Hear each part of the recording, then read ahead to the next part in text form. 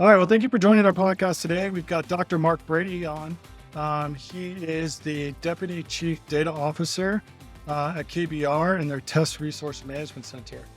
You'll hear from him about his experience and years of experience, both in the military space as well as in the public sector as well. So, Mark, thank you for joining us. My pleasure. All right. So, Mark, like I said, you've got a vast amount of years of experience that I've got in front of me, to be honest with you, and I could read it. But the truth of the matter is, I really want to hear from you how you got into being in this role of chief data officer. What makes you excited about it? And I'd just love to start. I mean, with you doing a good intro on your history and your experience.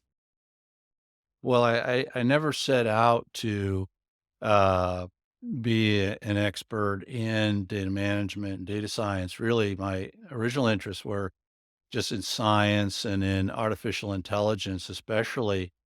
And I was working in industrial research and development, and also following that was doing uh, some basic scientific research in neuroscience and teaching at the university.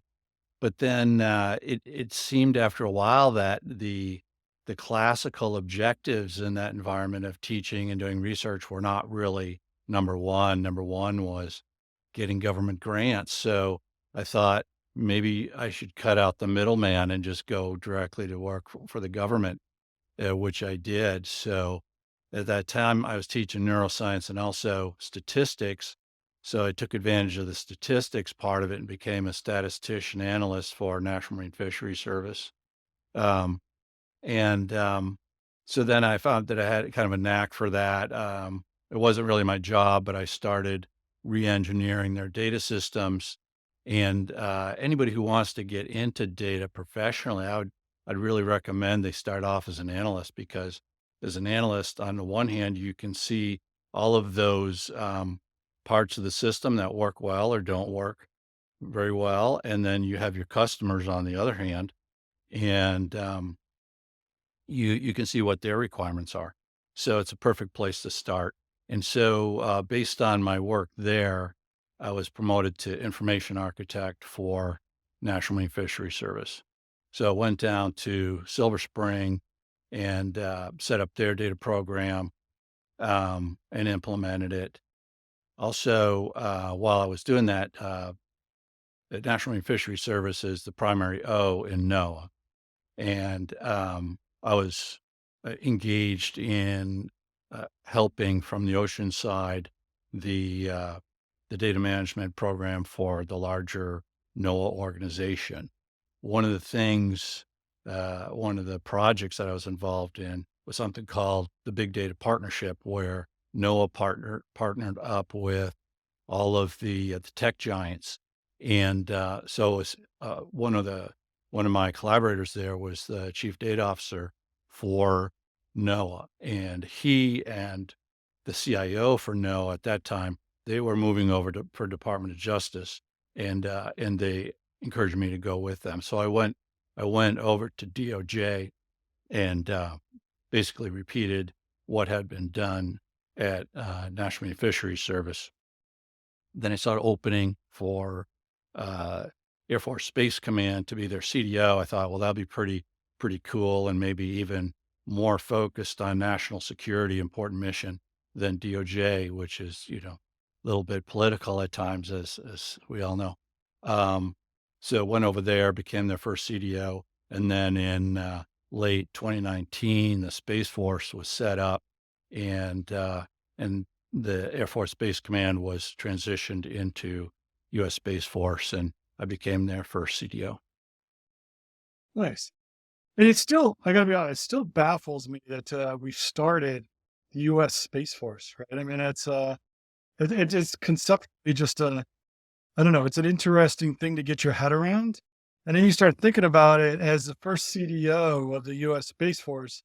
I mean, what kind of data are you thinking about? I mean, you've got tons of satellites out there and everything else. I mean, I gotta imagine the vast amount of data that's out there and the ability to manage that data is just, it's got to be I mean, for me, it'd be overwhelming, right? Yeah, it's a challenge. So, there's all sorts of data in the Space Force, but primarily it revolves around, no pun intended, orbits. So you've got satellites that are moving up to 17,000 miles an hour. You have thousands of them now, and if you're looking at smaller objects, which might be debris or microsatellites, whatever, there's really millions of things in orbit right now, and there's a couple reasons why we need to keep track of all that. One is that there could be a collision. So if you have a collision, that creates new debris, then that debris can cause other collisions. Conceivably, what would happen is all of the satellites in orbit would be destroyed by chain reaction. So it's important to do something called space traffic management. But the other thing is that we want to know not only where our satellites are, but also an adversary satellites on what are they doing? Are they maneuvering or not? And that can be a little tricky to determine as well because we have what's called the Keplerian orbits, which exist in a perfect world and are perfect ellipses. But in addition to those gravitational effects, you have solar winds that are pushing those around. The Earth is not perfectly spherical. There's mountain ranges and so forth. And therefore, the gravitational field is not uniform either. So you could have a satellite that's maneuvering, or it could just be a little bit off of its Keplerian prediction. And so we have to be able to make those fine distinctions. Unbelievable, right? So, I mean, I didn't even, when I asked the question, I didn't know we were going to get into that into use cases that I never even conceptually even thought of, right? Um, I mean that's impressive. So then, I mean, storing all that data, I mean, you've got to have a significant amount of compute to store that data and storage and capacity, and so without what type of systems do you store a lot of that data in? I mean, is it all going to the cloud, or is it going on to legacy infrastructure like mainframe or Power AS400 or whatever might be out there? Yeah, it's almost all in the cloud. However, I think the government and industry are also starting to rethink the cloud. So the commercial cloud is something which was advertised as being very elastic, and that was the whole point of it. Oh, you need more, you need less. You don't have to over acquire or provision for storage and compute. Well, it turned out that that for the government isn't necessarily ideal in the sense that we can't scale on the turn of a dime anyway because um, budgets are not set on a weekly basis, as you know. You've been following the news right now. There's there's all kinds of things going on in Congress right now in terms of the budget. So, you want to budget something, it could take a couple years.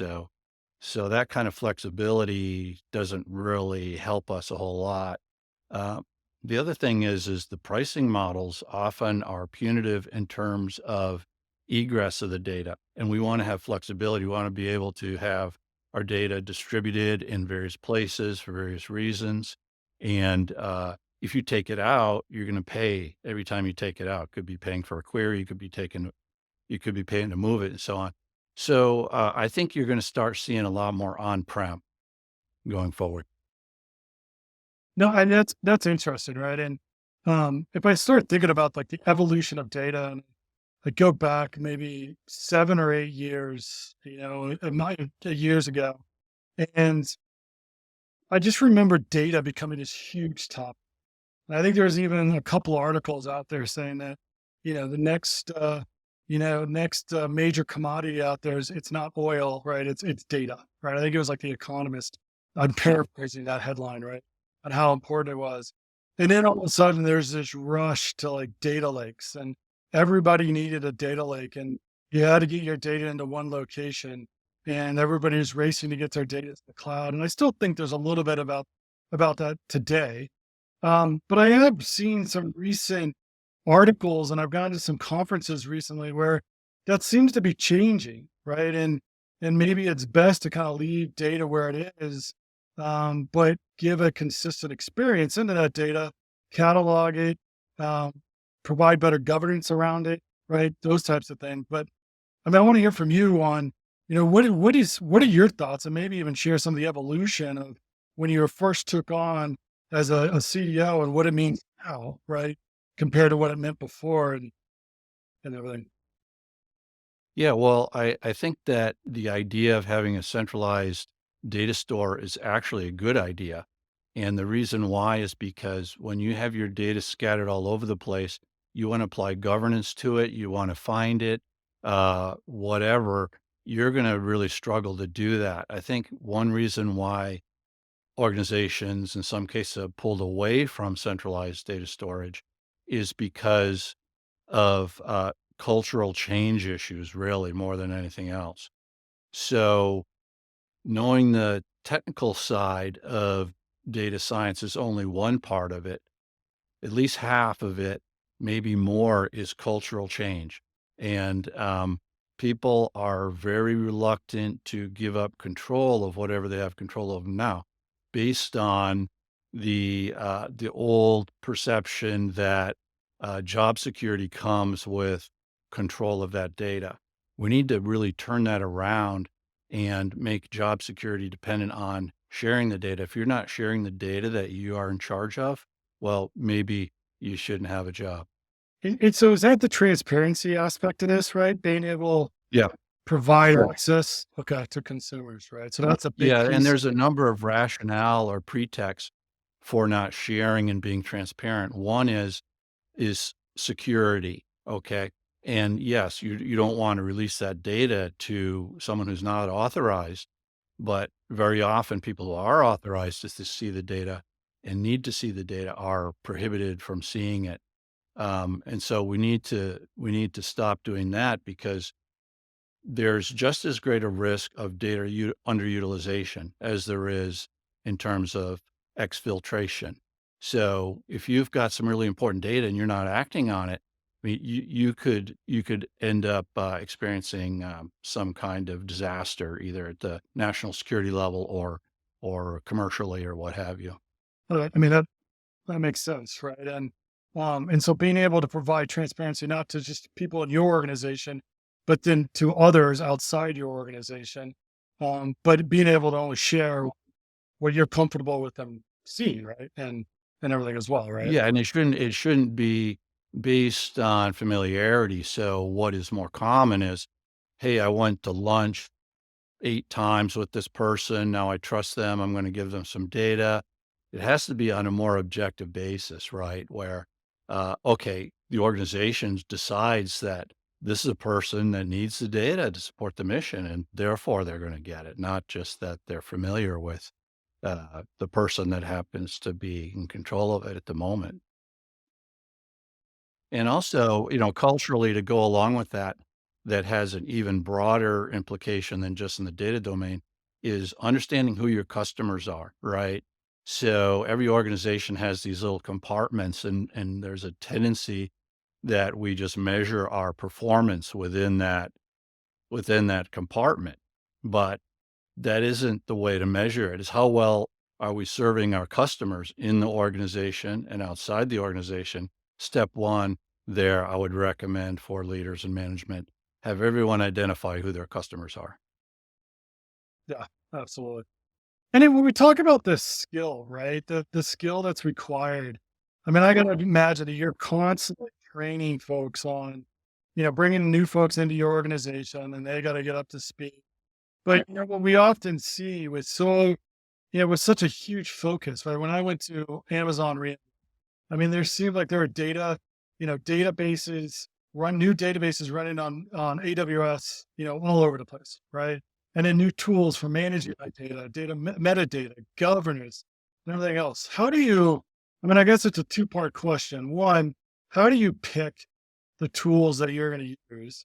And then on top of that, the talent piece of this, because I'm sure you want to attract the latest and greatest talent, and often the latest and greatest talent really care about using the latest and greatest tools and technology, right?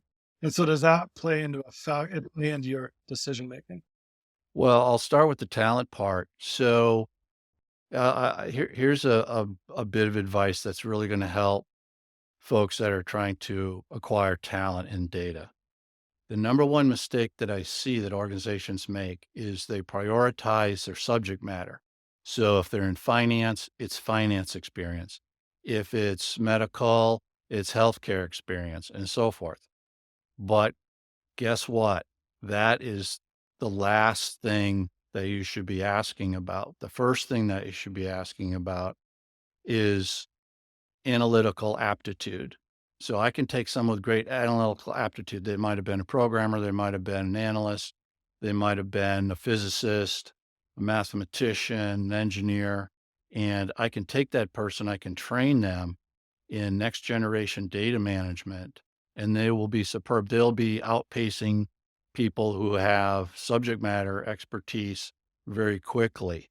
But the opposite isn't true. I can't take someone who only knows subject matter and necessarily, in all cases, make them into a great data scientist. So hopefully that's of help to folks. Um, as far as the applications, you want applications that are adaptable and integratable and where you control them. So a lot of applications, um, even if they're built in-house, they might be black boxes where you don't have the design information, you don't have the schemas for the data structures and so forth. And that's not very useful. So that goes back to the transparency part that we talked about a little bit earlier.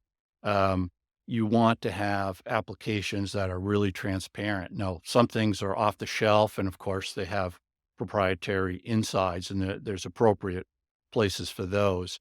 But if you're building your own, or if you're having somebody build something for you, you have to have that intellectual property because the intellectual property is really what you're paying for. You're not paying for the executable. I mean, that makes sense, right? And when I spent 17 years at Accenture, and I left there earlier this year, and I was more in this technology space where I covered across different clients, right? I would support a healthcare client, a financial services client, or whatever, right? Public sector client, right?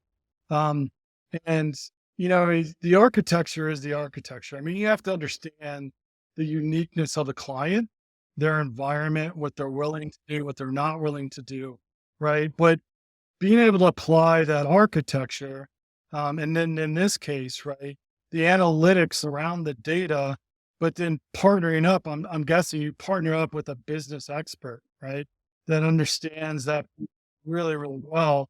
And that's where the collaboration comes from. And that data scientist takes away and goes, okay, I now understand this business better. How do I now apply it to my modeling and everything else? Where do I need to go get extra data? How do I approach to solve this problem for the business requirement? Their mission, I think, is as you called it earlier, right? Is that fair? Do I have that right? Is that Yeah, yeah, your subject matter experts are there, and the data science is gonna ask questions. Basically, they need to know, okay, in your particular field, what do your data models look like? Let's map out your data systems. And really, everyone, it's a little bit a matter of ego. We all want to feel like our area is very unique and special, right? But guess what? They're not special. And when it comes to data, it's all the same stuff. So if you look at, my career path as an example, I went into natural resource management. I had no experience in that at all. I had no experience in marine biology. I went into DOJ, had no expertise or background in the law.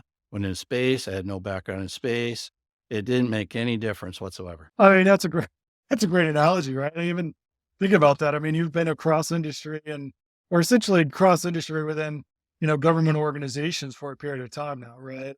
And now you're working for KBR, right? And, I don't know. I'll be honest. Can you maybe expand a little bit on KBR and what you guys do? I mean, I find sometimes, obviously, these defense organizations or companies that, have defense contracts. I don't have a lot of information on them, right? I know a little bit about Raytheon because they're in my backyard here in Colorado, but KBR, I'd love to know more about KBR and what you guys do and a little bit more about your daily and your team's daily activities, if you will. Yeah. So yeah, sure. So KBR, it's a large company. They're in the energy sector. They're in the Defense Technology Center. They're technology suppliers generally. So we provide technology expertise in a number of sectors. And so in my particular case, which is a little unusual, I'm deputy chief data officer and I'm a contractor from KBR at the same time. So I have one foot right in the government military sector and in the private sector at the same time. So one reason why I decided to make that move is because I could see that the real changes and advances that are going to be made in the DoD are actually going to come from industry. So I'm coming at it from that angle right now. Okay, so that gives you kind of the straddle both, right? You know what's going on in the DoD, and you have access then to information in the public sector that might not be as easy to access, if you will, right? If you were just solely in the DoD. Yeah, there's a lot of talent in industry because they can pay more. They don't have constraints in terms of their pay structure. And so there's the talent pool side of it as well. So you said that you're in Colorado Yeah, currently? yeah, exactly. Yeah, I'm in Virginia and just coming from Colorado, so it's a nice state.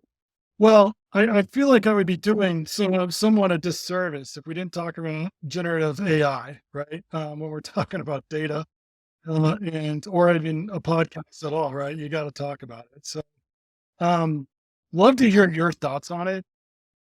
And then, are you seeing a lot of push now, or is it changing your approach to how you're approaching data transparency, or how you're collecting data, managing data, all those types of things now that you've got generative AI? And I'm guessing, correct me if I'm wrong, people are knocking on your door all the time now because they've got a generative AI mission and they need access to your data.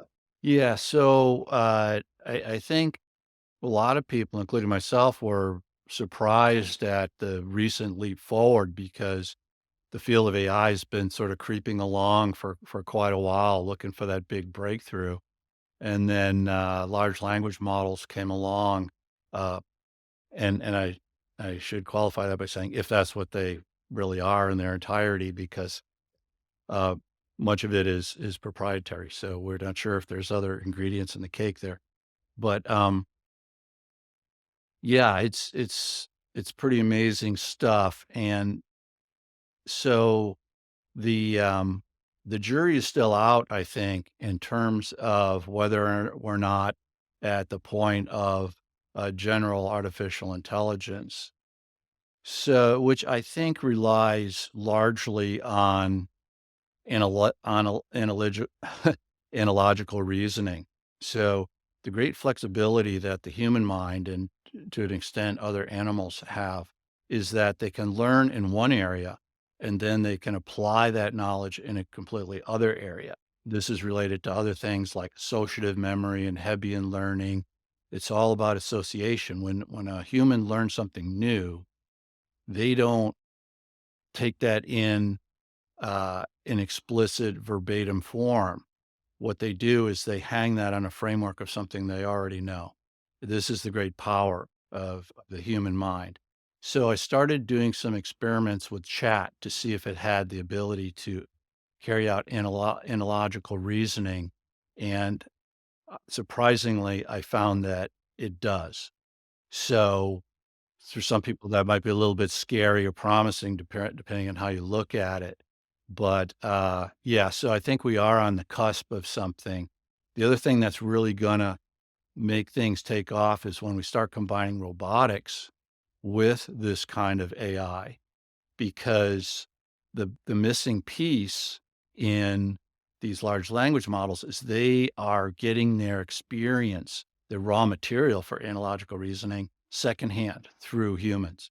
But what if they can get out there in the world using robotic interface and start collecting their own raw data? I think things are really going to take off from there. And that's an interesting point. I never really thought about that, right? I mean, you build a robot that can go out and have its own experiences, right? Maybe it's Hmm. like walking, like something simple where they walk down the street and go get a coffee, right? That's probably too advanced day one, but let's just say it's capable of doing.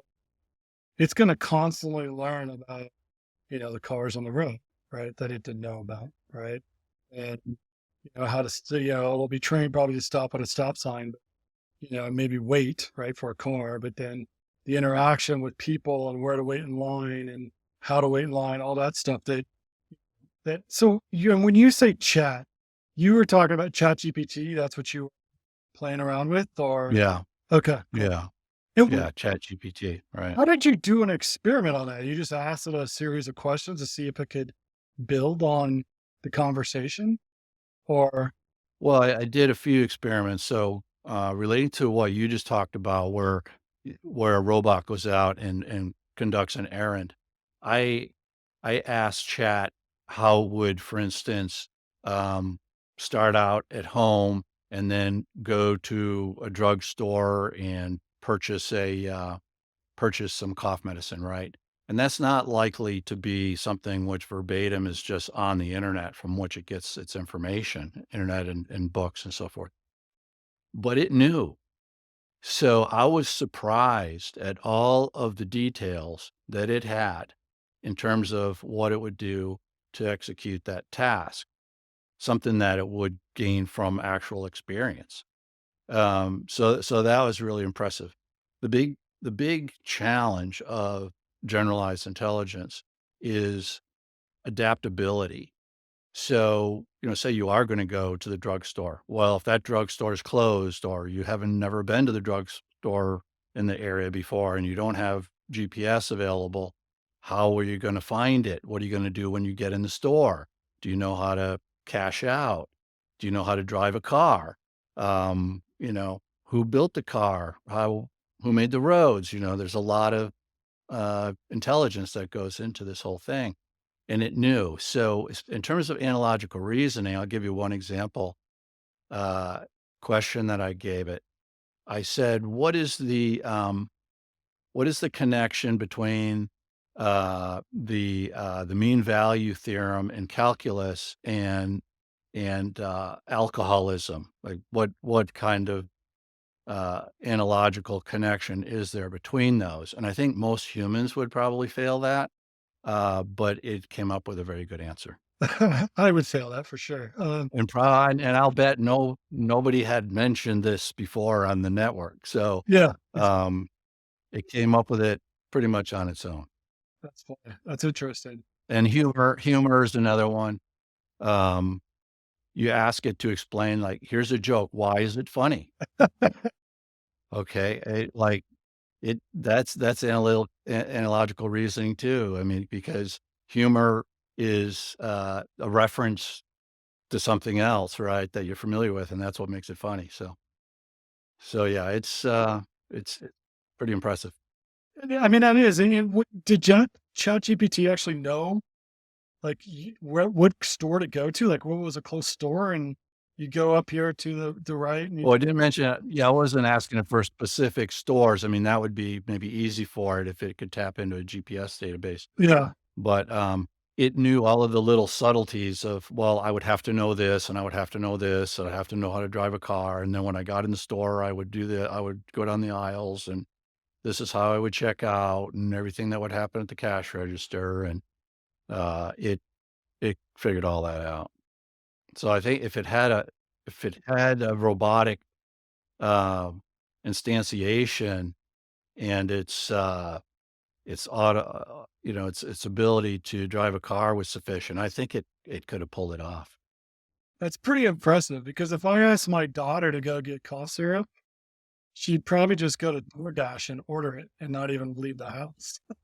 Well, that's a good point. So as machines are getting more intelligent, humans are getting stupider because we're not able to do anything without the help of computers, from navigation to acquiring products to everything. And so I'm a little bit worried about that. No, yeah. I mean, the other day, my daughter was uh, explaining to my wife that she wanted to get a coffee. My wife agreed. She's grabbing the car keys to Mhm. go, and my daughter is on her phone saying, "Well, it'll be here in like 5 minutes. You just paid $10 for a delivery, right? For a $5 coffee, right?" and explaining Mhm. everything to her, I think would be easier for the robot and not my daughter. Yeah, I think a lot about, fiction like The Matrix where everyone is in a pod, Yeah, and, I go out my wife and I go out for walks around the block pretty frequently, around the neighborhood, and no one is out, right? Everyone is in their pod, and they're living in the infosphere. So, um, yeah, that's, that's pretty scary. it is. I think, as, we're thinking about getting computers out in the real world, I think we gotta remember to get ourselves out in the real world too. No, 100% agree. 100% agree. And I think COVID, we could go on a COVID tangent probably for a while, right? But I think COVID kind of just helped that, right? And helped to move people into that comfort zone of being in a pod, right? Yeah, although I love the being able to do something like we are here or telework and things like that, so definitely like to leverage the technology, just not to be totally detached from the physical world. Yeah, I mean, there's definitely a good balance, right? As long as you apply in the right way, where Mhm, I still get to go to my kids' sporting events and help out with carpool and things, right? And don't have to travel every week like I used to 6 or 7 years ago, right? And I'm not wrapping up 100,000 miles a year, right? So, well, this has been great, right? I mean, I've learned a lot. I mean, is there something that is up top of mind to you that people you might want to share with others and people when it comes to data and data management and being a CDO and mhm, things. I mean, you've shared a lot already, right? To be honest with you, and it's been great. mhm. Maybe I didn't ask a right question or something that you might want to share something that is top of mind, like I said, and you think that's very important for people to consider. Kind of an open-ended question. Sure, so, one thing that I have been thinking about lately is the state of the art in data science.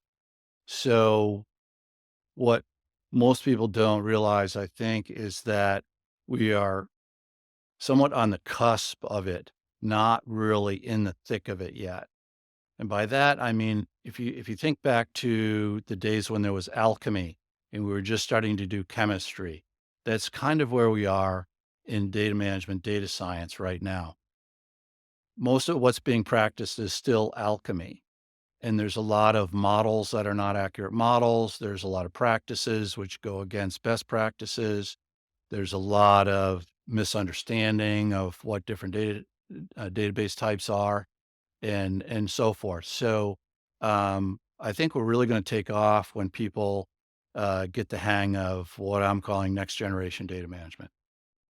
Interesting. And so that data management will create what's the phrase I'm looking for? A more consistent experience, if you will, for an analytic Well, the way I would describe it is it's something with more, engineering rigor, right? So the way that we as a culture got into data management is we would realize, "Oh, this isn't exactly right, but it's close enough," right? So let's just go with it. Uh, but I see data as something that should be very precise, should be well designed, um, and should have very clean design. And everything should have a reason, right? So if I say, well, I'm going to take this data, I'm going to separate it from this other data. Okay, why? Or going back to your question before about having your data in lots of places versus one place. If you have your data in multiple places, do you have a reason for it? If you have a reason for it, fine. But a lot of what happens is more just historical, that over time, we added this on, we added that on, and you get kind of a hodgepodge.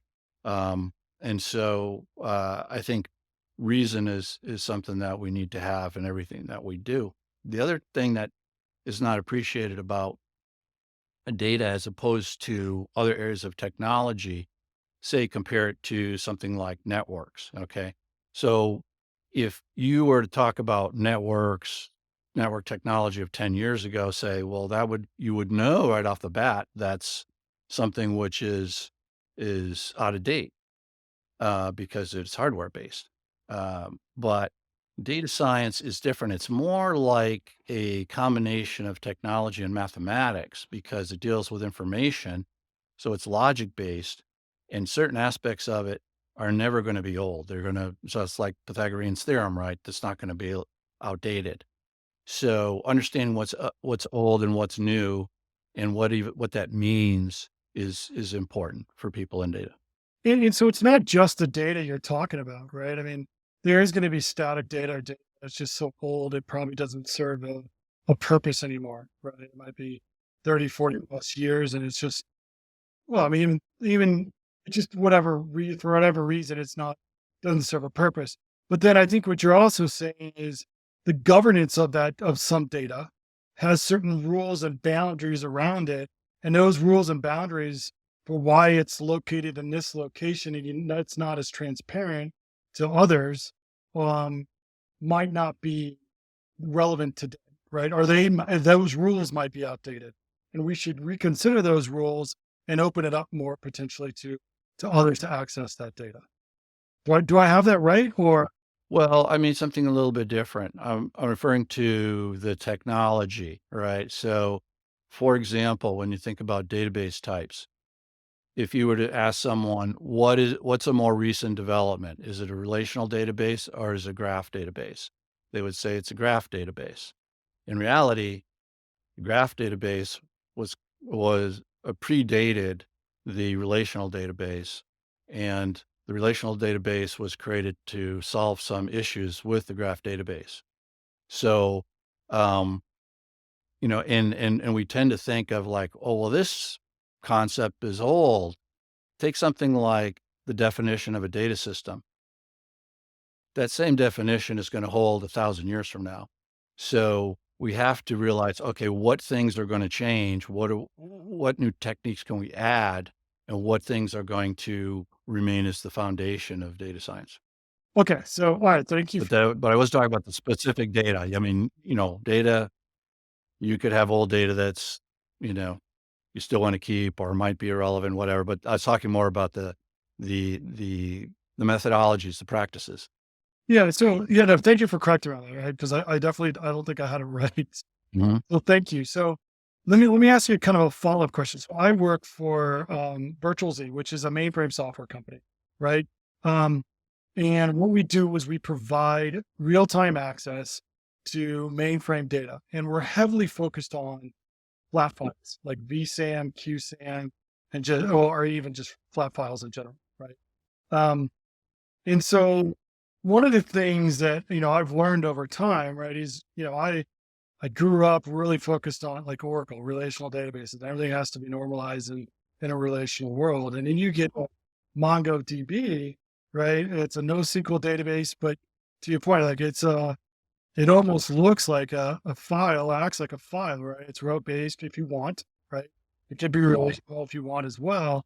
But with interacting and talking to customers, we're talking about getting data, to the cloud and what format or what they want it to be in. We could do JSON, XML, CSV, right? Promise I'm getting to a point here. But I mean, it's very common for clients to just keep it maybe in that file format, right? And they're very comfortable, using that file as long as there's utilities for accessing it, which there are in most cases, right? And you can read it. They're fine having it in a file format, right? Which is 50 years old, 40 years old, right? To an extent. Or you do wanna modernize usually. So, some of these data formats, say it's a file and then you have a lot of manual, activity going on there. A human goes in and is manually parsing the file and so forth. And, having individual files as in documents, I think you're referring to, PDFs or whatever, and Excel files and all that. Um, you don't have the analytical power in that. So for people who are in that situation, I'd recommend getting a good database designer and moving that data into a database. And then you talked about comparing Mongo to relational databases. So there's an area where there's a lot of confusion, what I was referring to before about old versus new. So The idea that relational databases are outdated is a false idea, and that the idea that normalization is a headache is a false idea. So the purpose of normalization is to prevent inconsistencies because inconsistencies then generate errors. So a relational database is more accurate in terms of its results than a lot of other databases, and it allows more analytical power because you can combine data in many more ways than you can with some of the non-normalized um, approaches. But if someone were to say, well, I like the convenience of having the redundancy in there, which is non-normalized for those people that don't know what normalization is. Uh, if it's not normalized, there's redundancy, right? That they like that. Okay, I want to see all the information on every line in my every row in my table. Uh, you can have your cake and eat it too, because there's something in database design called a view, where you create that redundant version that's convenient for you to look at, but it's safe because as long as your original tables are all normalized, you're not going to generate any inconsistency. So you can have your cake and eat it too. No, and that definitely makes sense, right? And I always have heard this analogy, right? When you get into like pulling into a giant data lake, right? There might be customer information in three different data sources, and you've got to decide what is the primary data source for customer, right? And you're not going to bring in all three of that customer data, that information into that data lake. You're going to have a normalized, this is customer ID and this is the customer's detail. I'm not going to have this all over the place, right? In my data store, whatever it might be, right? I mean, that totally makes sense, right? That totally makes sense. Yeah, you want to have everything integrated, and that I would say is your number one principle in data management is integration because all of your insights from data come from integrating data with other data. And you're seeing, I mean, we touched on this a little bit, right? Where it sounded like the big push originally was to get to the cloud, and people are starting to rethink about public sector and private sector starting to rethink the cloud. So you're starting to see more of a hybrid cloud approach where, I might want to have certain parts of my data in the cloud, but then at the same time, I might want to have some of my data on-prem or in my private cloud, right, so to speak, um, where, for maybe for security reasons, for the cost reasons of, egress and ingress cost, or mostly egress cost, right? Um, so that's a common thing. And are you starting to apply hybrid architectures, or or have you already been applying hybrid architectures for a while now? That's my main focus right now Okay. is developing that arc. What's been interesting, right? When I spend a lot of time looking at things like Red Hat OpenShift and containers and such and things like that, right? And I don't claim to know everything about all the products that are available in containers and everything, but what's so interesting about like OpenShift and those container platforms is a lot of the cloud native tools can now be deployed into that private cloud environment and can be leveraged. Are you seeing that as well? And does that give you some consistency across your hybrid cloud? Um, yeah, no, I'm not saying that's not a thing, but I'm not really tracking the cloud native technologies on-prem. Um, the way that we're dividing things up, or that one could generally approach that would make sense is if you do have spikes, all of a sudden you get more data in than what you're provisioned, storage for instance, then it makes sense to use the cloud for overflow. But you may never have to do that. So, I wouldn't say plan for overflow by putting everything in the cloud. I would say buy your own equipment. And then you've got hybrid uh, approaches, such as using a co-location for the facility. It's got security, it's got the physical building structure and so forth. And then bring your own equipment into it. Okay. All right. That makes sense. rather than building your own data center.